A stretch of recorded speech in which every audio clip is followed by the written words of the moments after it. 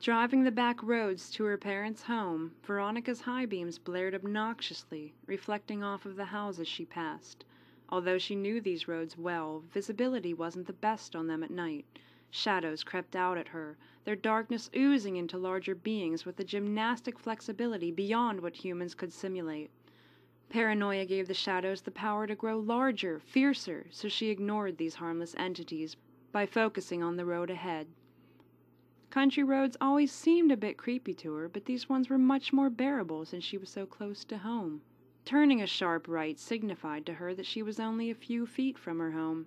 Her soft, blonde curls brushed against her face, tickling her bright, though distant, blue eyes. Just as she took the turn, her eyes were drawn out the passenger side window. From the corner of her eye, she thought she had seen the movement of a large animal within the bushes, but when she looked, there was nothing there.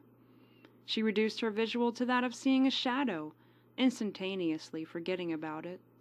After such a long day mixed with morning college classes, then spending the rest of the night at her part-time job, Veronica was inwardly glad to make it home.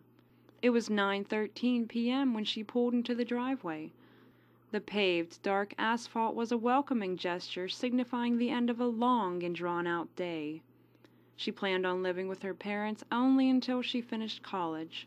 Then, she would have to find a place of her own as well as a better job. Her major was currently undecided. 2 years of college, and still she did not know what her future would hold. She parked along the driveway where the asphalt led off into the grassy lawn. Their 2-car garage was reserved for her father and her mother's cars.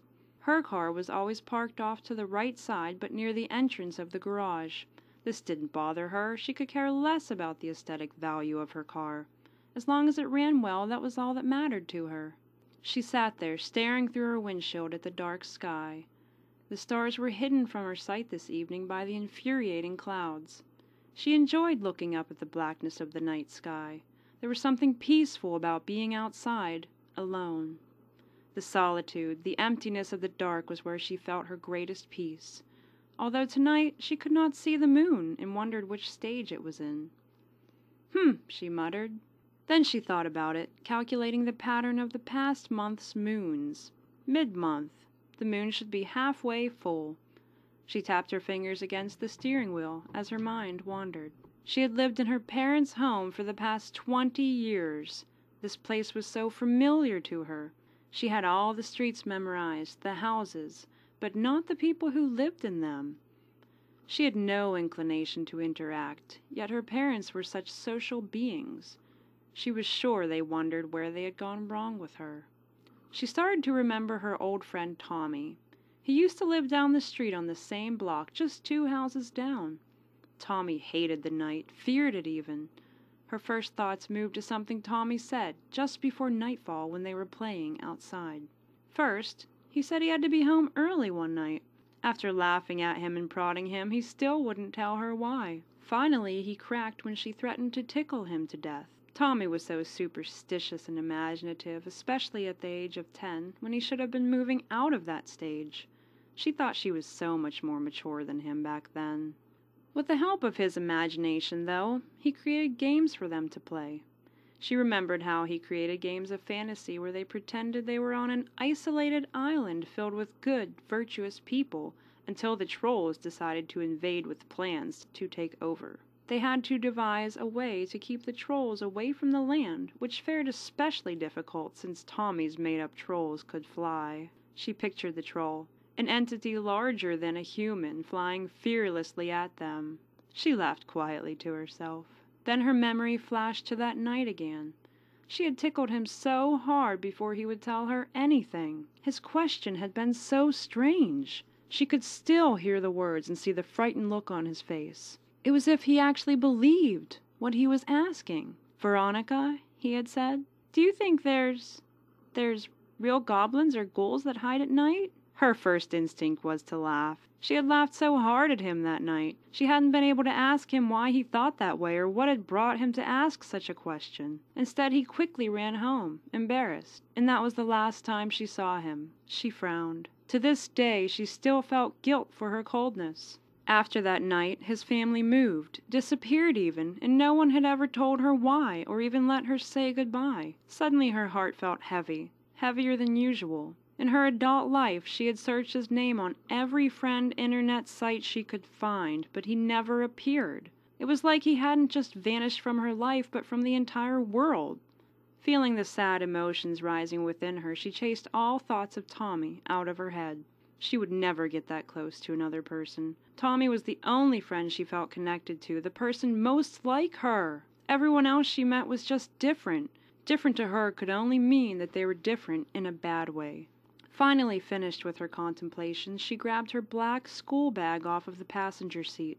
As she got out of the car, the light connected to the garage slowly started to dim. She stood and stared at it, watching the flickering light with fascination. The light kept blinking until finally it just went off completely. She slammed the car door shut, then hurried towards the stone walkway which led to the porch. "Great," she muttered. "My only light to see, and now it's out. It's a good thing I've lived here all my life." She spoke to herself in this moment not because she had to, but she analyzed it as a sad attempt to comfort herself. Despite her gloomy attitude towards life, there was something about complete blackness that she just couldn't stand, and there was no moon to light her way.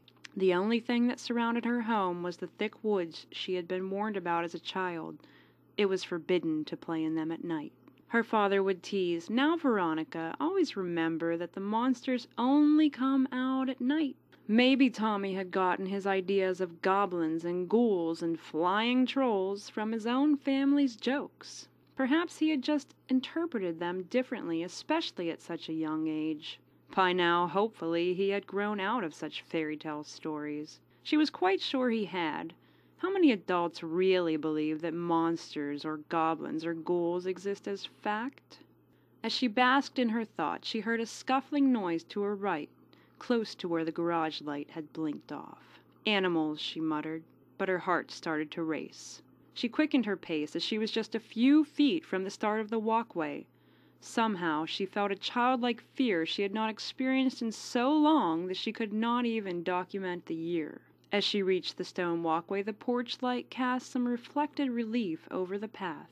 She hurried towards the porch, her bag tucked close to her side. Suddenly there was another loud, scuttling noise behind her. She looked back just in time to see a faster movement out of the corner of her right eye. Although it was too dark to see clearly, she knew it had to be a wild animal since they did not have any animals of their own. She caught a glimpse of something running. There was just enough light for her to see the profile of a darker animal moving. It was running past the garage, towards the woods it seemed, not towards her. She turned forward and quickened her pace again until she was almost at a run. An unmistakable, almost human-like laughter erupted from the front of the house. This time it was far off to the left of her, near a large tree in the center of the yard.